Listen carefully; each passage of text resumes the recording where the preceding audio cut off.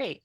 Well, thank you everybody for joining us today. I'm Meg Benke. I'm a professor at Empire State University in our School for Graduate Studies.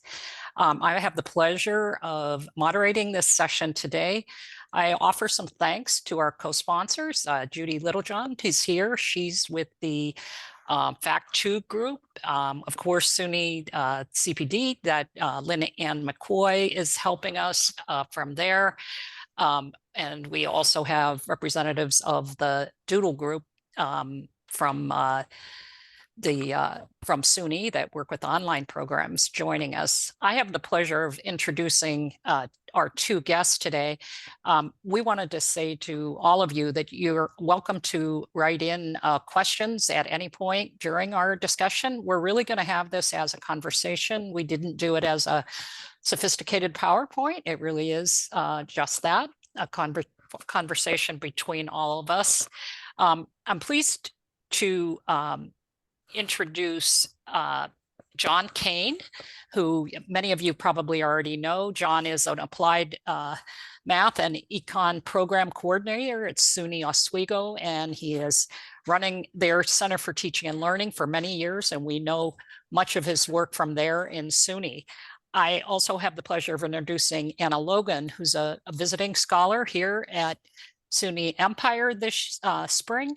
She's been traveling the country since January, visiting innovative institutions, including Arizona State University, Monterey down in Mexico, and several other schools. We were lucky to catch her for 3 weeks here at Empire. Anna comes from the School of Inclusive Education. She was previously Associate Dean for Teaching and Learning, but I've asked both of them as a way to start us off to talk a little bit about how they became interested in this topic of large section courses and, sort of something about how they define what is a large section in many delivery modes. So I'll start with you, John. Okay, well, my definition is pretty much similar to many people, which is 100 people or more would be generally considered a large section. I've been teaching a large section in a face-to-face environment with generally between 250 and 420 students every year for almost 40 years now here at SUNY Oswego every fall semester. My experience with online instructions is not quite as large. I've mostly been teaching classes of 40 to 60 in terms of large classes, although sometimes I've been able to teach a few as small as 25. So my experience is primarily limited to large sections. And I got interested in it because I thought it would be interesting to see how well instruction could scale, and I wanted to leverage some of the interactions that are possible when you have larger groups of students.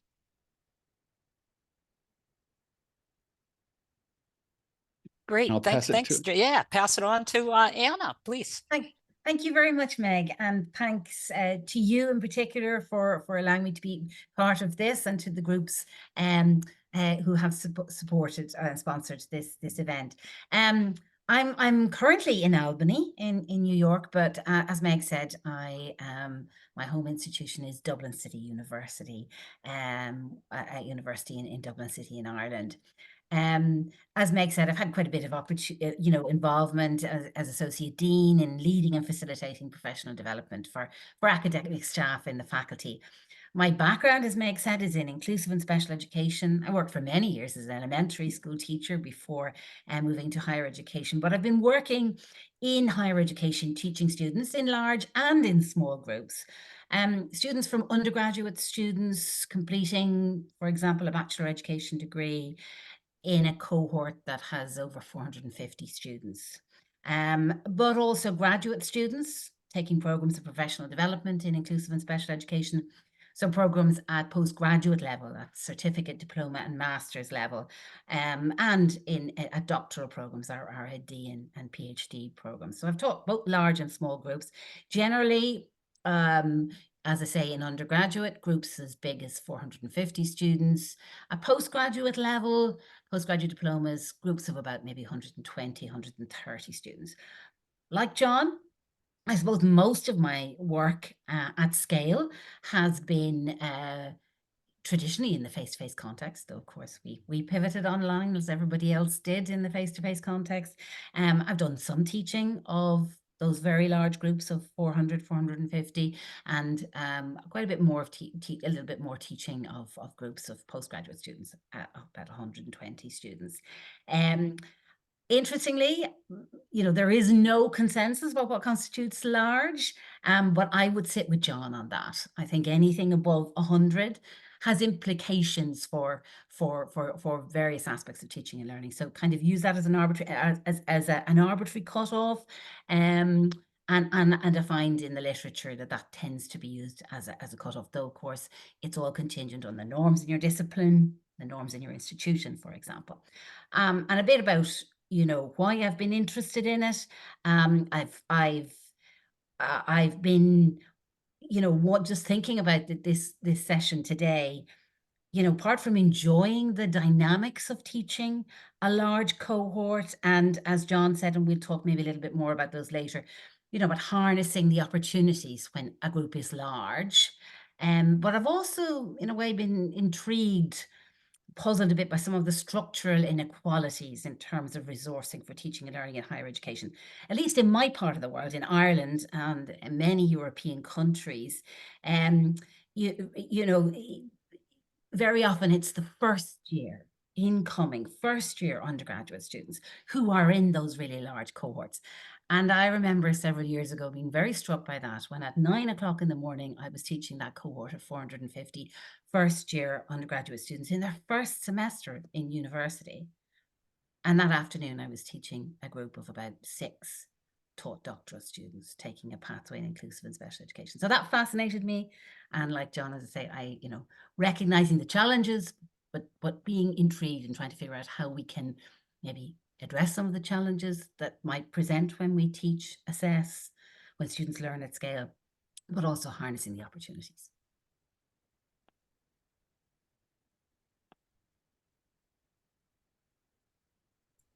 Thank you, Anna. Could you share with us also the sense that you have from the organization that you helped to co-found about large classes, and tell us a little bit about that organization? Thanks, Meg. Okay, so my colleague Anne-Marie Farrell and I, we both work in that School of Inclusive and Special Education. We share a passion, I suppose, for teaching and learning and an interest in teaching at scale. We've both taught and for the most part enjoyed teaching large classes in our university for many years. We've taught them both individually and we've also taught them using co-teaching. We might talk a little more about that model, Meg, maybe a little later on. And so 6 years ago now, we established what we call the Pedagogy for Higher Education Large Classes, or PHELC is the acronym, PHELC, Symposium and Research Network. So we've already spoken a little bit about, the concept of large as it relates to class size.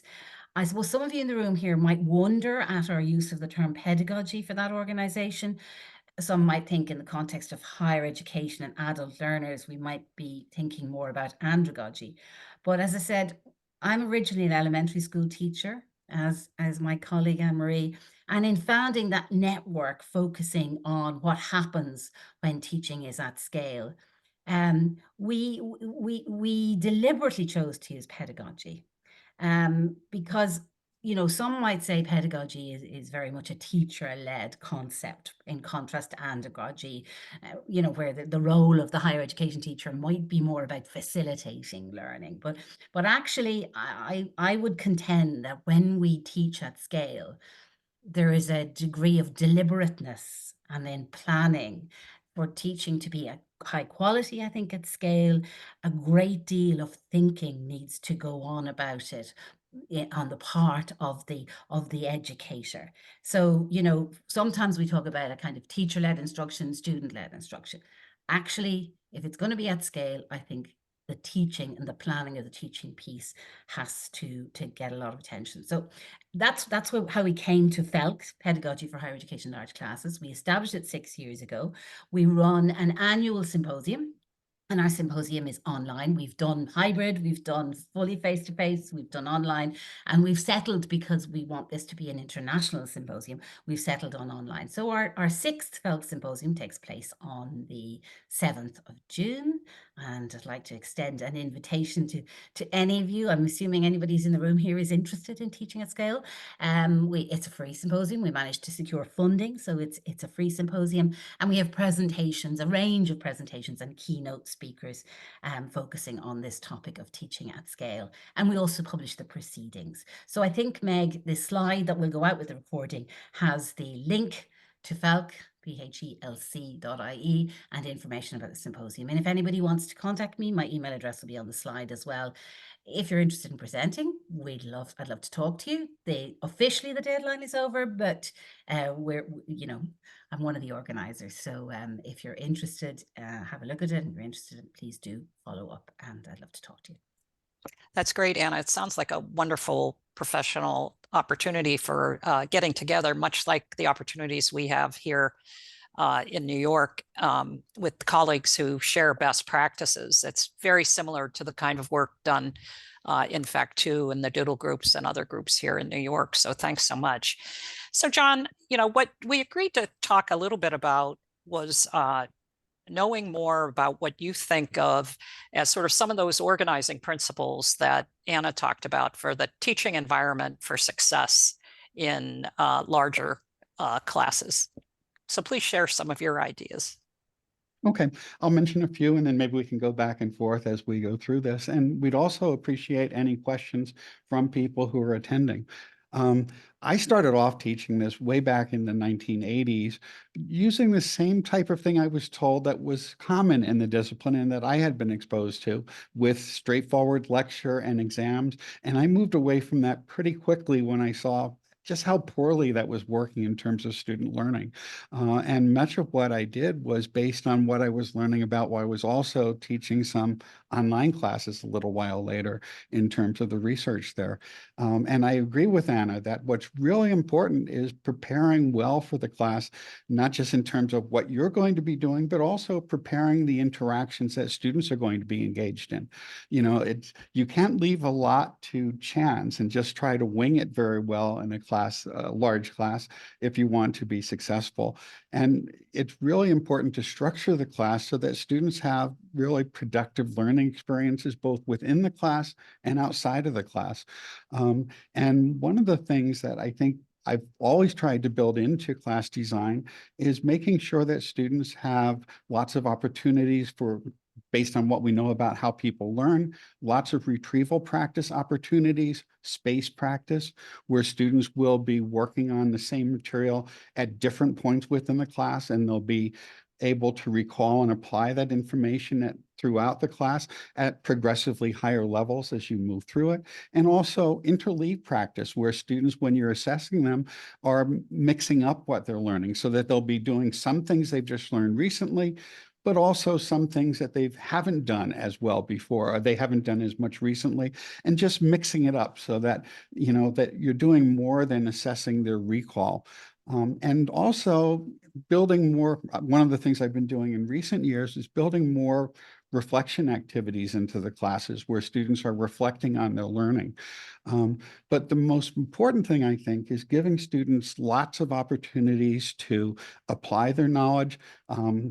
I think we both try to build on UDL principles, giving students multiple ways of engaging with the material, using materials that will connect to many students, and giving students multiple ways of expressing their knowledge. And that's a little bit more challenging, I think, in a large class and smaller classes, just in terms of being able to assess the work. But to the extent to which you can build in the multiple means of expression, it gives students a little bit more control over it, and they're able to use whatever mode of expression they're most comfortable with. And that's something I do want to work on more as I go forward.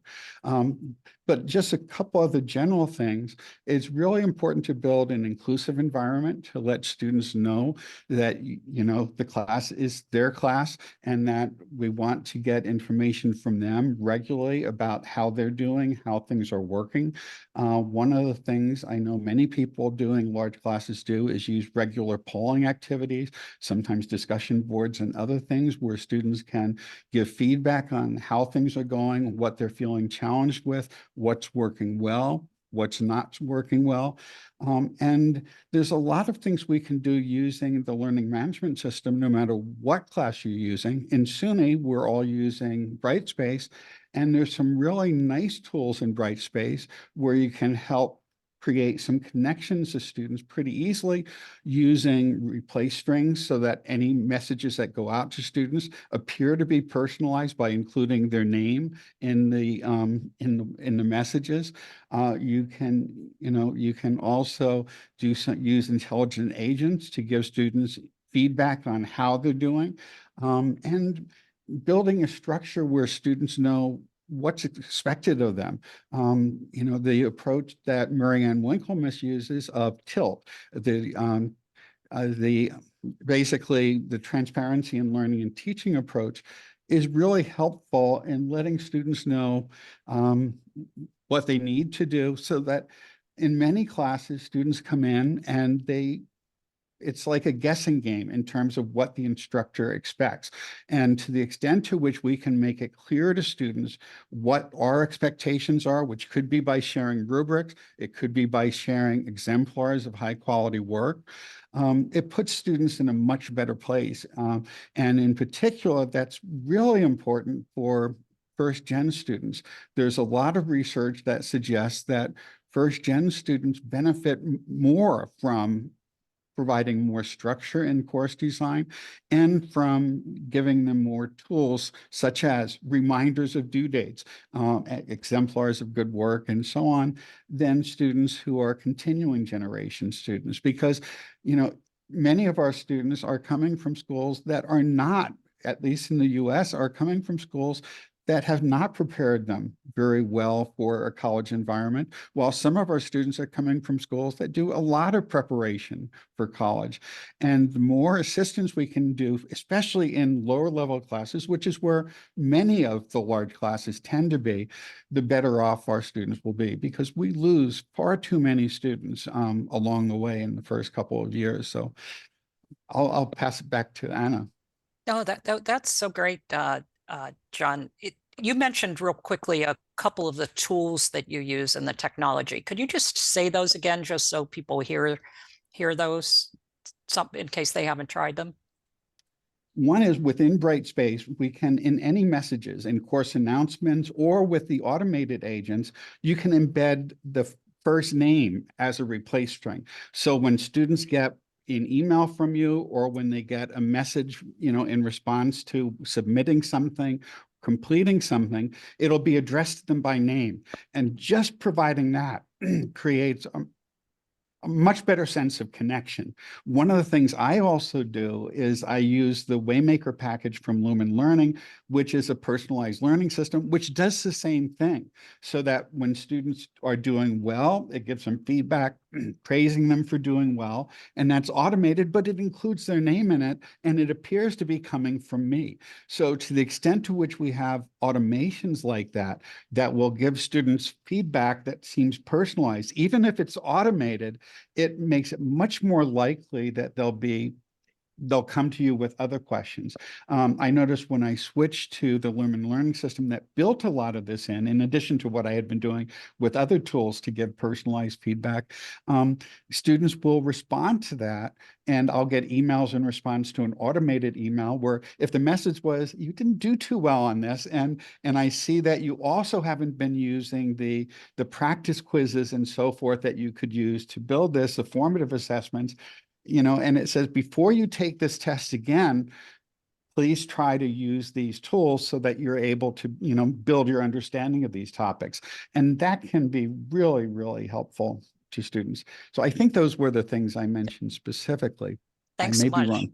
Those are great. Thank you. Anna, to you. Thank you very much, Meg and John. I've been busy scribbling here, taking notes as well, as I'm sure other people have, to some of the things you've been saying. But I'd just like to pick up particularly on your point there about building connections and making connections with students. I don't think we can underestimate how important that is. I mean, we look at, you know, in the organization FELP, we've been looking at teaching strategies, we've been looking at learning organizations, we've been looking at all the kinds of things that John has been talking about, you know, the tasks in class and so on. But actually, it's that relationship, and fostering that is critically important.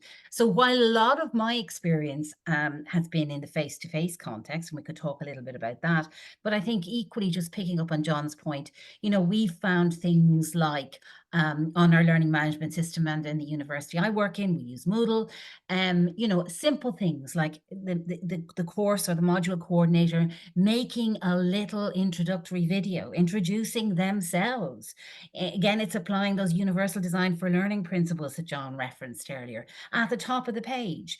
And sometimes even during, you know, particularly, and we'll come back to the first generation students in a moment, maybe, because for me, that's something that's really important.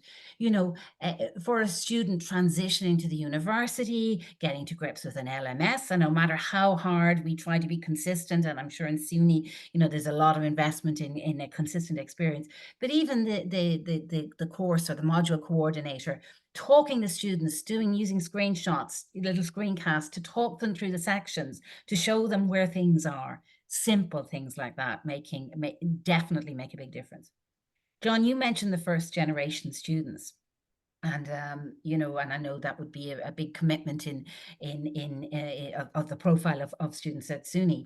Again, I'm talking from the Irish context, but I think it's probably replicated in many European countries, and perhaps will resonate with some of you in the United States.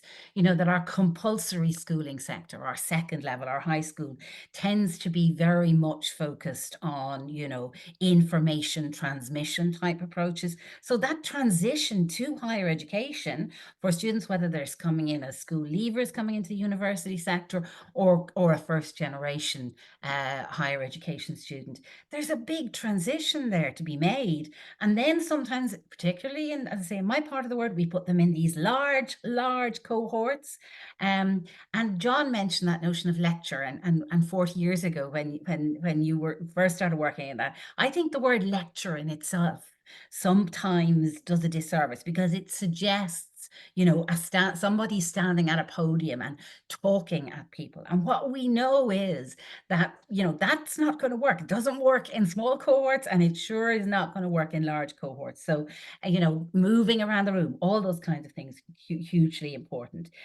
So the embedding of the first name, I was reading a very interesting post there on LinkedIn about, you know, strategies for the lecturer working with a large cohort to even learn some of the names. Even knowing some of the names helps. And one of the things we might talk about a little bit later on is some of the work we do with our student representatives. I hope that translates to the US context. In every cohort of students, we would have student representatives in each division. So we tend to do a lot of work with them and modeling for them. One of the things I'll just pick up generally, Megan, I might hand up back to you then for a steer, lest I be going off script a little bit too much. But one thing that strikes me for those, particularly say first and second year students, you know, that we need to model. John mentioned being explicit. We need to model if we're going to get them to engage, if we're going to ask them questions, if we're going to use polling software, and certainly if we're going to do what some of my colleagues call cold calling on them in the room. I think we need to do a bit of groundwork. We need to create the environment that students feel safe talking. We need to build in fun. We need to use technology, you know, maybe you know, the Kahoots, the Vivox, the Socrative, where students can give feedback without using their name, because many of them are very nervous. And the dynamic of that large lecture theatre, I teach a lot in the traditional tiered lecture theatre, that's very much based on the assumption that somebody stands at the front and talks at. So even in talking to our students, even things like moving around the room, moving up and down the stairs, having a roving mic, using a catch box, you know, one of the kind of padded microphones, those kind of things, everything like that really helps to build that community, where we need to teach the students that this is not about somebody standing at the front, talking at them, transmitting knowledge, that they have a role to play in the learning. They can learn from themselves, from one another. They can, you know, support their peers. at the risk of having gone off target there, Meg, I'm going to hand back to you, and maybe you give us a steer on another question or what you might like us to But talk about. the other thing you mentioned the other day, Anna, was the value of having multiple teachers in this Yeah. type of environment. And I wondered if either of you had experience with either co-teaching in this situation or having teaching assistants or that kind of mode. Yeah, I'll kick off on that, Meg, if that's okay, because that's something that we've used quite a lot. Now, no more than the concept of what's large. And again, I'll just remind people, we'd love questions in the chat. We'd love some any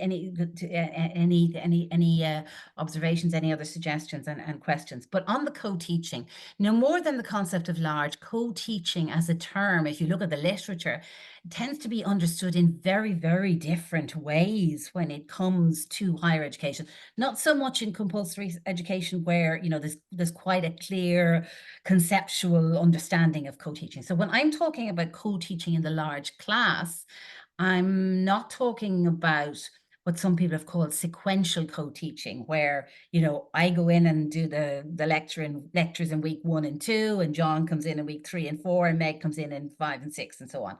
Now, when I'm using co-teaching, I'm talking about 2 or more, let's use the term instructors, educators in the classroom with a group of students. So we've used various models of that. We don't have, or tend, I shouldn't say we don't have, but we don't tend to have teaching assistants in Irish universities, and certainly not in the education faculty that I work in. And again, some of the literature does talk about teaching assistants as co-teaching, but just to give you a flavor, a brief flavor, Meg, and I'll just kind of do a quick overview of it, of what we mean by co-teaching. So my colleague and I, and both of us with other colleagues, have used various models of co-teaching with that large cohort of 450, okay? So sometimes it involves, more often than not, it involves just having 2 of us in the room, sometimes in the large lecture theatre with the 450 students. Occasionally it has involved other students, graduate students, coming in with us as well, but more often than not, it's the 2 of us. And we've used a couple of the different models of co-teaching that have been identified in the literature in relation to compulsory schooling, in relation to elementary and high school teaching and learning. One of the ways we've used it, and it just echoes back to what John was talking about there, about the practice, the tasks. We give them tasks to do. We give them, you know, prompt questions, ask them to work and think, pair, share, and then to form sort of 4 groups. Now, envisage this. This is your traditional lecture theatre. So what can be done in terms of additional support is limited purely by that space. But we get them to work in those think, pair, share, to work on post-its, or sometimes we use technology and we get them to pass their work down to the end of the aisle. One of us moves around. Sometimes we divide, we give them we create 4 groups in the large lecture theatre, depending on the area in the room that they're in, and they each have a designated task.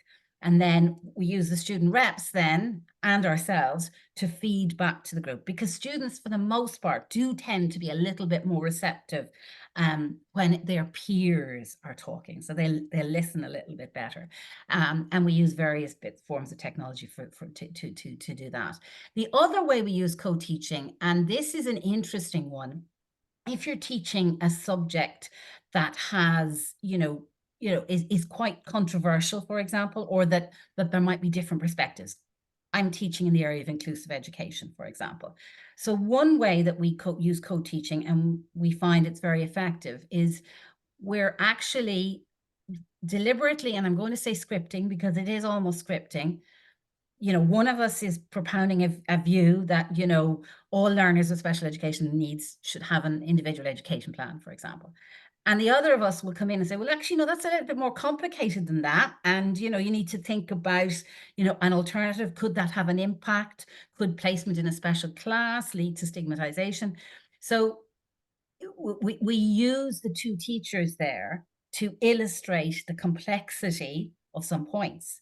Now, what was really interesting for us in terms of insights from that experience, and we've seen it in other literature as well, is that students find that difficult, particularly first and second year students, because they are used to this idea of this all knowledgeable other giving them the information. And if you challenge that, what we found we needed to do, we tried to do it first, it caused some confusion on the part of students. Who do I believe? Do I, what's the right answer? What am I going to be expected to put on my end of term paper?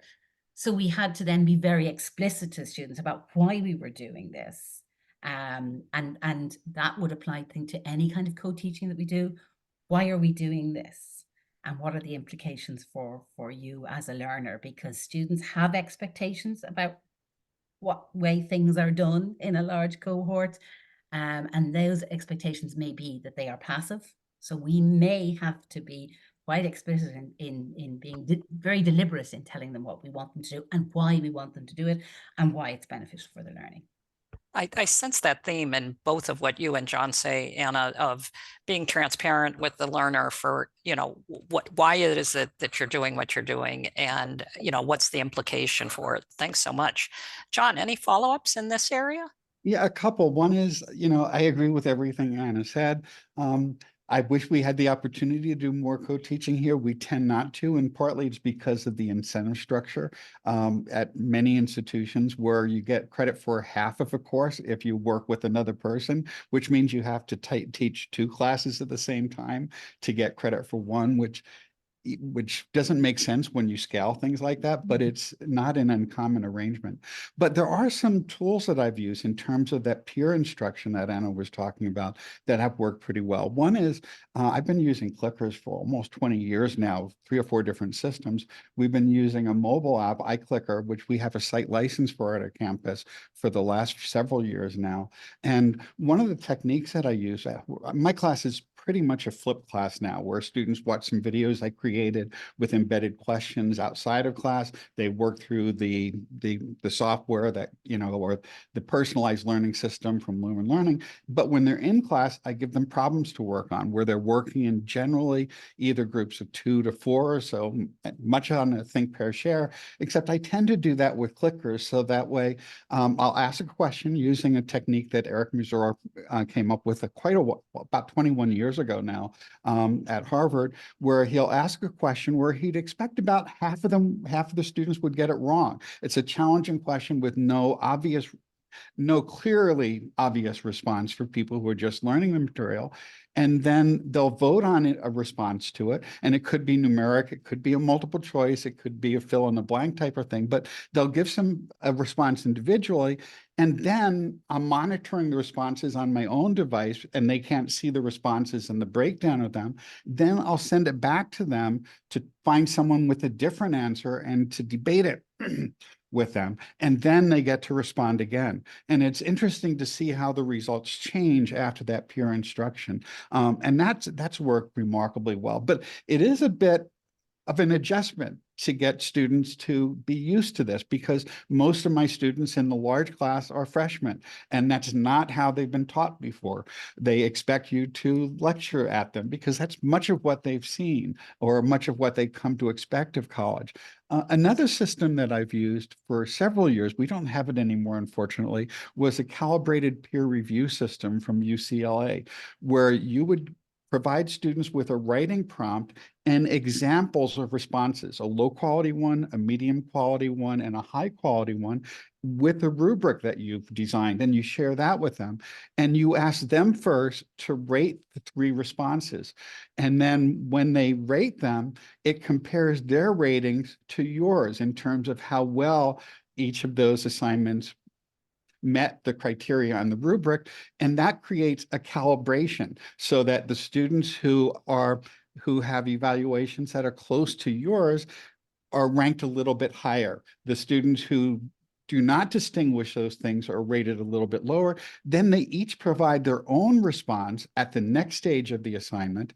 And then at the following stage, each stage is 4 or 5 days typically. The following stage, they rate the evaluations, they provide feedback on the evaluations of other students, And then they provide ratings, they evaluate their own work. So there's some self-evaluation. And the self-evaluation part is somewhat interesting because it's weighted by how close their evaluation of their own work is to the weighted average of their peers' evaluation.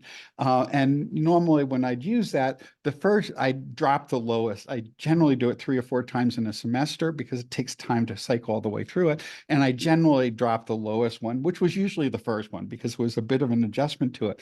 But they really appreciated after the first experiment with it, which was somewhat troubling to many of the students. They really appreciated being able to see the work of other students and see the examples. And that was one of the places where I did have them do some reflection activities, and leveraging the feedback from other students made it possible for them to do a bit more writing that could be evaluated, as compared to a system where, you tried to do all that work yourself. And I did skim through all those, but mostly I'd focus on the ones where there was more variation in the peer feedback. And that was a wonderful system. And I know there's several other systems out there, but that just happened to be the one we adopted here for a while. John, have you tried any of those techniques in your online courses, or has that been predominantly in your face-to-face? I did use that in my online classes. They just weren't quite as large. I don't do the polling in that case. I generally use discussion boards or hypothesis with annotations of readings in my online classes in place of that, because the real-time polling and the real-time communication, is a bit harder to do with an asynchronous course. Great, thank you. John, did you have any other ideas about the learning process for the students? We've talked about that quite a bit already, but the learning and assessment with the larger classes. Do you have thoughts in that area? Assessment is a bit more challenging in a large class just because of the scale of providing feedback. And that is one of the areas that's probably the hardest to address in terms of doing that. I know in many areas, in the STEM fields in particular, algorithmic questions and multiple choice questions are pretty common, but they've become, well, first with the advent of places like Chegg, where all the questions would appear there within generally a few hours after they were released. And now with AI tools, that's breaking down a bit. So we're going to have to do some shifting and come up with better ways of assessing student learning, because things that can be answered with multiple choice or, short responses are just not going to work at scale, and work in general anymore. But that's a bit more challenging in a large class than in a smaller class. Anna, any things come to mind for you in this area? Yeah, very interesting. I was just going to pick up on John's point there in relation to generative AI. I mean, we were going in the direction of looking at designing quite sophisticated multiple choice items, but we do need to look at that again. A couple of things picking up on the assessment and feedback. One of the things, David Carless, who's written a lot about assessment, not looking particularly at large scale classes, but David did a keynote for us a number of years ago at the Felk Symposium, was the value of, and it does relate to John's example earlier, the value of using, good exemplars as a kind of a proxy for feedback.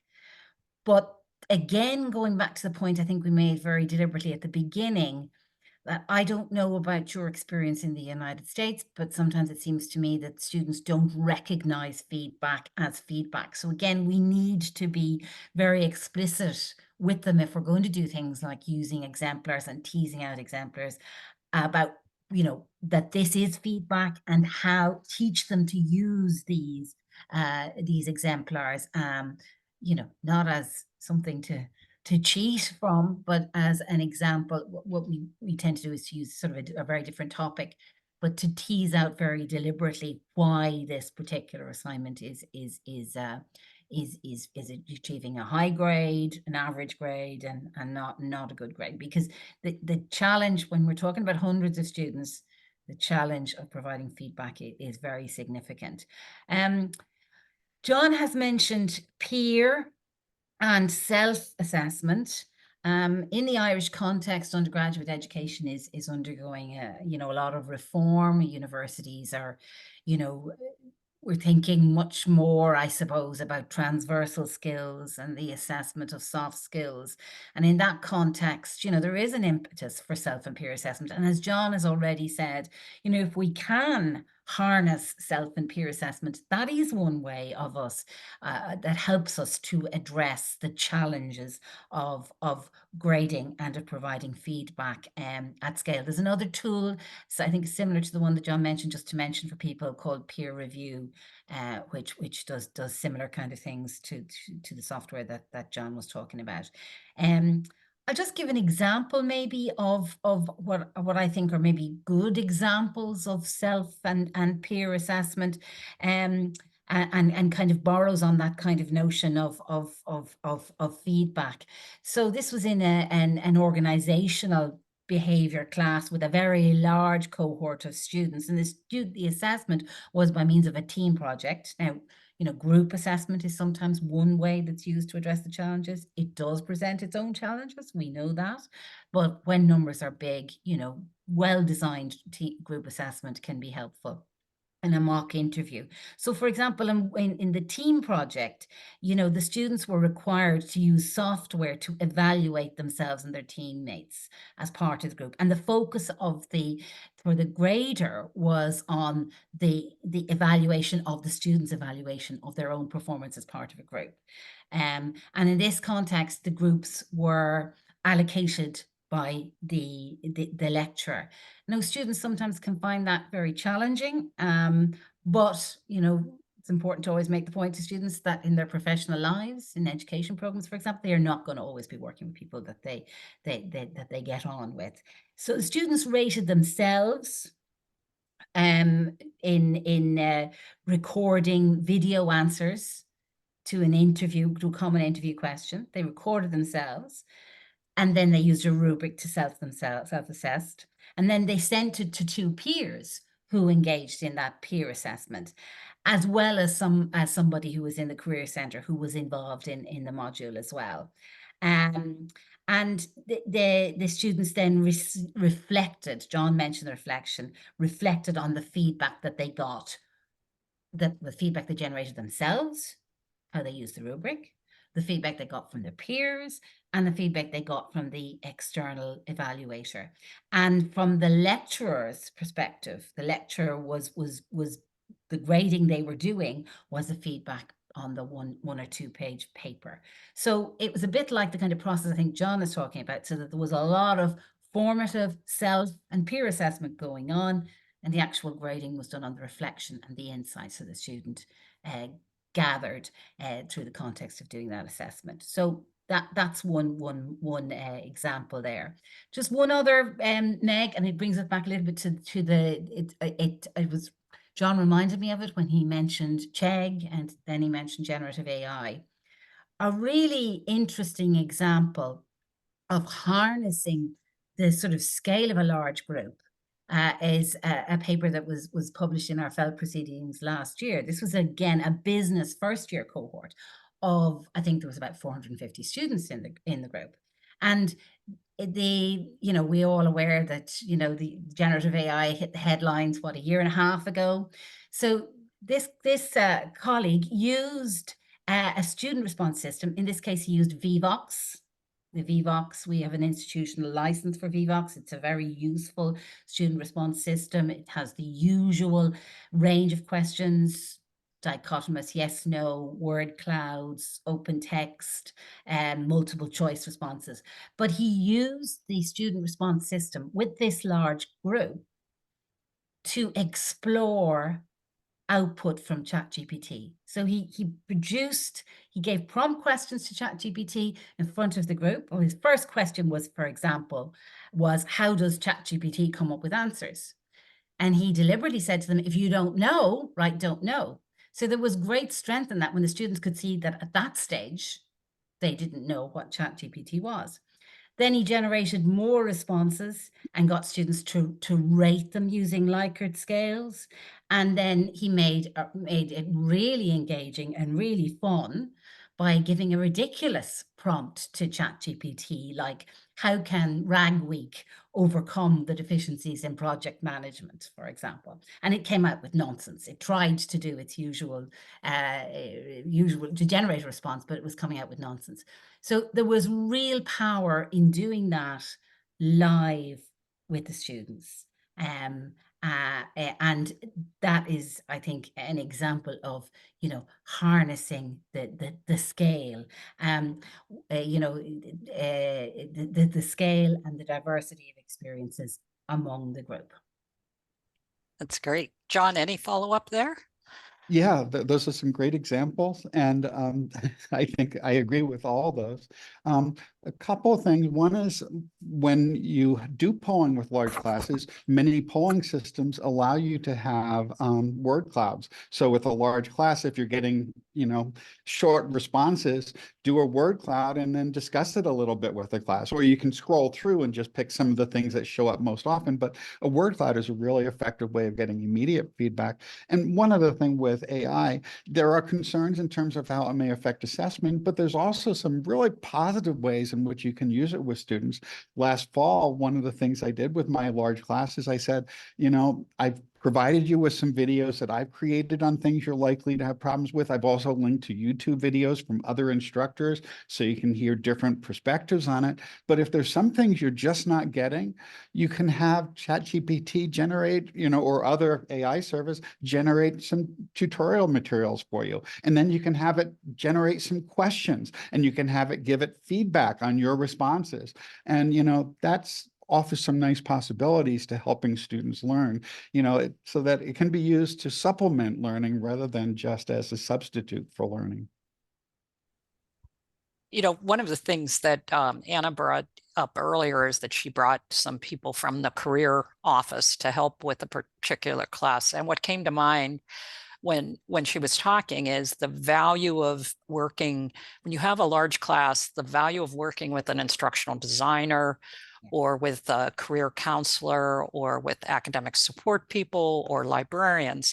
Because, you know, if you're going to impact 450 students in the first year class, all of those office people want to help you to have a good experience with these students and to get the resources there.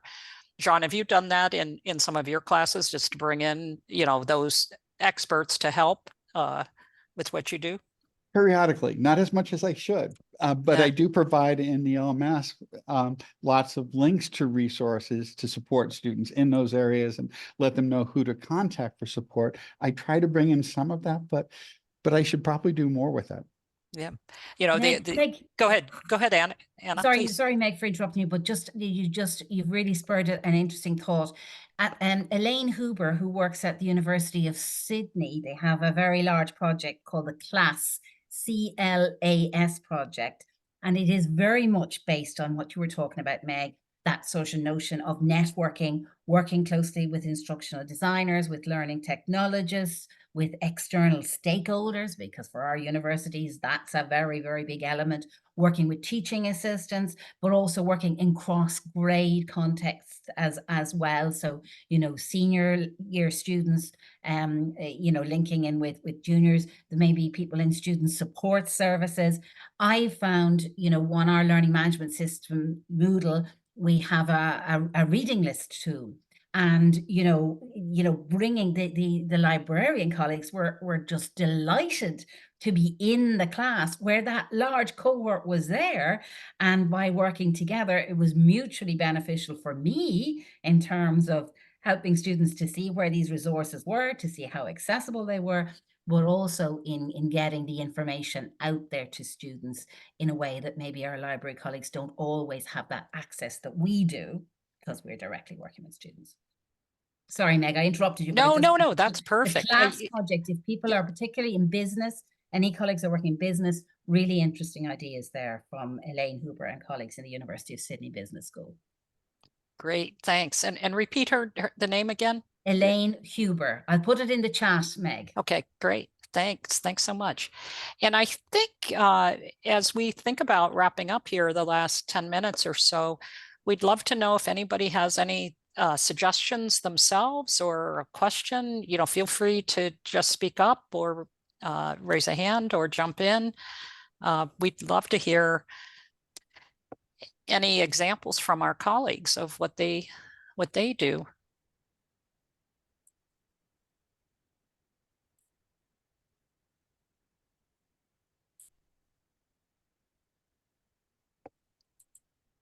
That's that pregnant pause waiting for the student to jump in. So now I have to go back to John and Anna. Oh, please go ahead, Andrea. Help us out.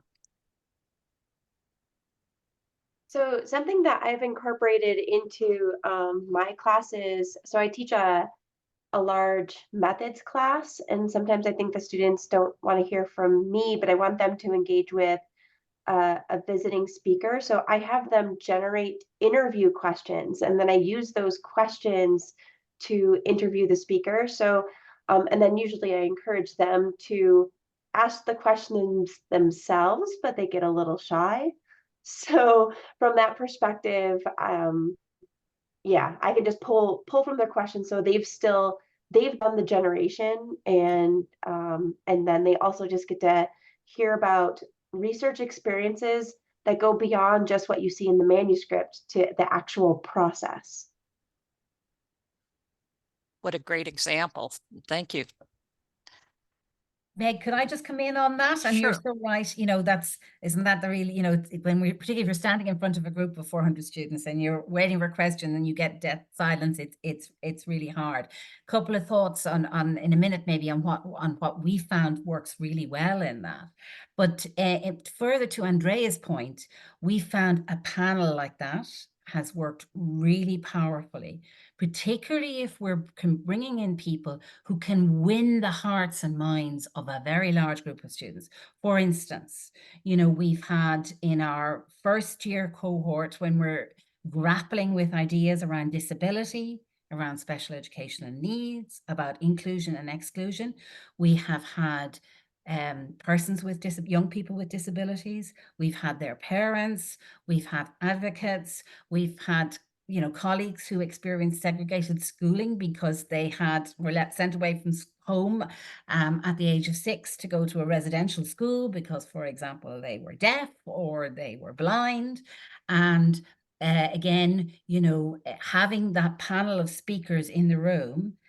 James Arvanitakis, again, works in the University of Business School, and he's worked with this on keynotes over the years. He compares he says that harnessing that large group together, it reflects the difference between sitting at home and watching a television program by yourself versus being in a movie theater. So having that panel and really focusing on people telling their stories, as Andrea said, flagging this beforehand, getting the students to generate questions. We pose the question to the speakers. It is really, really powerful. And just Meg, rather, I know we're conscious of time, but a practical thing, Andrea mentioned the difficulty of getting students to talk in the large group. They're shy. One little very simple practical thing that we have found works really well is to go back to our class reps. And what we try to do, particularly with our first years, because it's about culture. If they're not expected to talk or to ask questions in other large cohorts, they're not going to do it in ours. So what we do is we meet with them over a cup of coffee, have a chat. You're going to be doing this module this semester. What do you think? What do you find are the challenging things about it? This is what we're thinking about the assessment. How will this work? So open that conversation, and then very gently we ask them, we give them questions, and we ask them to ask the question in the class. And then maybe a couple of weeks later, we might ask them to ask a friend to ask a question. Or we might even ask a question and then give them the answer and say, this is the answer, and model it. So you're kind of gradually, progressively scaffolding so that it's a safe place to ask questions. Now, there's still, lots of them don't talk, but you've kind of broken down that kind of notion of that it's not, that culturally inappropriate to talk in the class. It's really kind of demonstrating the value of the questions. The other thing we found really useful is things like Padlet. So, I've got colleagues, I share a Padlet. I say, here's where you compose your questions. And you might get a deafening silence and nothing might happen. But what I've actually done is I've got colleagues to pose questions. Yeah. And during the live session, I then said, oh, look, I'm going to check the Padlet. Here's a question. And that can be in itself enough to encourage them to break the ice. John, anything to add in that area? Those are all great ways Yeah. of doing it. One, and I've used whiteboards of various types too. And often you need to leave lots of space if you have a really large class. So there's lots of places where people can write. But, you know, to get students more comfortable in speaking, which they're always reluctant to do in a large class, you know, breaking into, you know, think pair square type activities, and then calling on people and asking them to talk about what their partner shared takes some of the pressure off. Because if people are reluctant to talk about their own views, they're much less, they feel much more comfortable often just revealing the shared discussion or what the other person argued in those cases. So giving them those opportunities, and also, you know, polling is another great way of doing it when you can hear from every single student, no matter how large the class is. It makes them a little more comfortable when they have that delete key as they're writing. And the same with discussion boards. Having a delete key makes people much more comfortable rather than being put on the spot to say something. I have a colleague here at Empire that uses like document annotation, kind of things like Perusal and some of those other tools as a way to have discussion in a space that is in a written format versus a you know, speaking format, which allows for a little more comfort in that area. So we just have a couple of more minutes. Any last thoughts from Anna or John? I just want to say how lively this conversation was, and how nice it is to have visiting scholars and local scholars in New York to exchange with. Thank you very much, Meg. Just one, I suppose, thank you for the opportunity. Just one or two other things, that just quick things. I think making it fun, you know, yeah, having a little prize for the winner, you know, doing things like getting the students up and active. One of the things we've done is, you know, we've got stereotypes, get them to write down 3 or 4 stereotypes that they think people might have about them. And then, you know, getting them to sit down when they realize, you know, these, if 2 or more of these aren't true. You know, anything that makes the environment a fun environment, gives them an incentive to be there, and getting them, even the, you know, that notion, it's an old-fashioned kind of notion, but that 5-minute paper, little post-it, not even a 5-minute paper, post-it after the class, one thing that you learned today, one thing that you're still puzzled about. We've used that. Okay, the numbers are big, but once you do that, once you get the same kind of things next year, you can use that previous feedback. The same issues will be still problematic for the cohort the next year, all those kind of things. But making it fun and building that relationship, anything that does that, I think makes all the difference in the world. John, anything to close up with? Just a little follow-up on something that Anna had said before. Having students do introductory videos works well in any type of class, or an introductory discussion board, you know, if they're not quite as comfortable with videos. But, you know, the videos do create a little bit more sense of community. But in a face-to-face class, I often use a discussion board in the face-to-face class for introductions and encourage them to post short videos, or I've used VoiceThread and other things in some classes. But one thing that has worked really well was just to ask them to, in a face-to-face class, to talk to the people around them, to introduce themselves to each other. Because in most classes, once they come and take a seat, that's their seat for the rest of the semester. So just getting them to get to know the people around them helps create more of a sense of community, because in practice, those are the people they're going to work with the most. That's great. Thank you so much, John. And I think there are similar practices in the online environment where you get people working in a small group and then they stay within this small group oftentimes throughout the rest of the learning activities in the semester. So thanks for that great example. Wonderful examples you guys shared here.